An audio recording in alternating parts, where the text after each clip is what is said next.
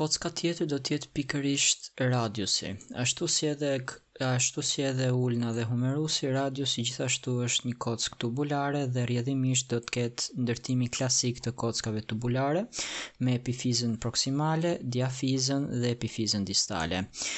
Radiusi është kocka e dytë e parakrahut dhe vendoset në anën laterale të tij, pra në anën nga gishti i madh. Duke nisur nga epifiza proksimale, do të dallojmë si strukturë të parë, rrethuar këtu me të bardhë që i përfshin gjitha këto strukturat, që do të ishte pikërisht kaput radi, që do të jetë koka e radiusit. Poshtë kaput radis, ashtu si edhe tek humerusi, do të dallojmë kolum radi. Pjesa e radiusit që artikulon me humerusin do të jetë pikërisht kjo këtu, që ngjan pak a shumë me një gropës dhe prandaj merr edhe emrin fovea capitis radi. Ndërkohë, me ulnën, ashtu siç e tham dhe që parë tek incizura radialis ulne, do të artikuloj nëpërmjet këtij perimetrit këtu, që ngjan me një rreth me një cilindër, dhe prandaj do të marrë emrin circumferencia articularis radi. Pak më poshtë epifizës distale do dallojmë dhe këtë të ngritur në këtë ashpërsinë të drejtuar medialisht, e cila do të quhet tuberozitas radi, dhe rëndësia e kësaj ngritje është se pikërisht këtu do të fiksohet edhe tendini i muskulit biceps të krahut.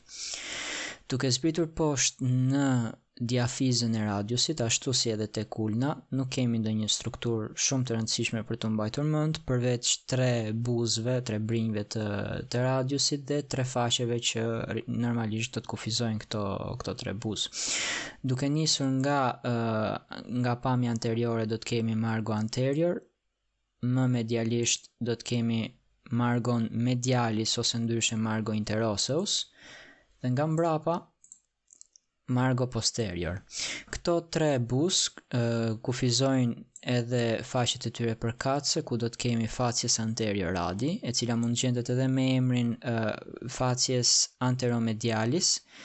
Kemi faqen tjetër që do të quhet facies lateralis dhe faqja e fundit që do të marrë emrin facies posterior ose ndryshe edhe posteromedialis.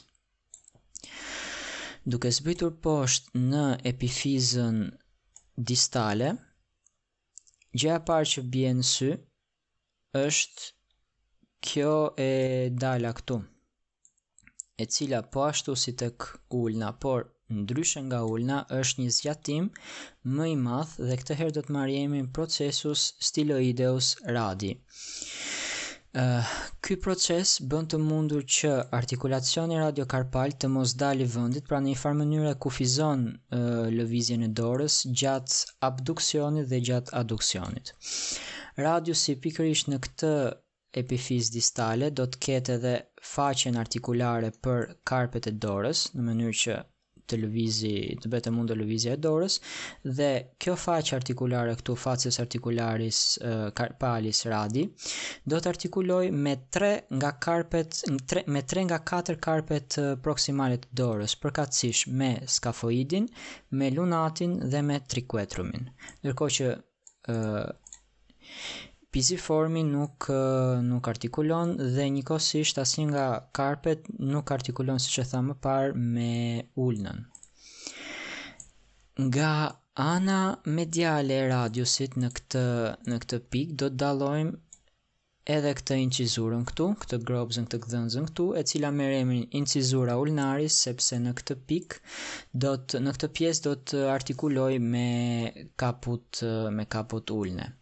Nga mbrapa dallohen disa ashpërsi, disa brazda, të cilat nuk është e nevojshme të mbahen mend me emra secila prej tyre, megjithatë është e rëndësishme të dihet se në këto brazda do të kalojnë normalisht tendinet dhe nervat dhe strukturat e tjera që do të inervojnë apo do të lëvizin dorën.